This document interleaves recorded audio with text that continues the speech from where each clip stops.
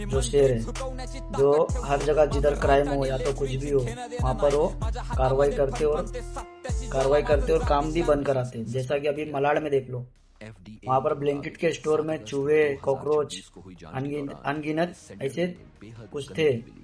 जो ने इंक्वायरी किया तो उन्होंने उनको पकड़ा। पकड़ने बाद उनका क्या किया, लाइसेंस रद्द कर दिए। तो अभी लाइसेंस रद्द हुआ तो वो स्टोर वहाँ पर तो बैन ही है। तो गलत है ना, कैसा लोग पैसा देके सामान खरीदते, फ्रेश सामान देना चाहिए। और इग्नोर किया जाता है स्टोर वालों का। कुछ भी है, कस्टमर मांगा, कस्टमर को पन्नी थैली में डाल के दे दिए।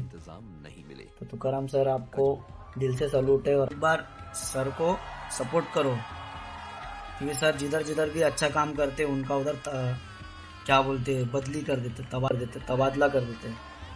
क्योंकि सर अच्छा काम करते हैं और अच्छा काम बुरे लोग को देखा नहीं जाता है।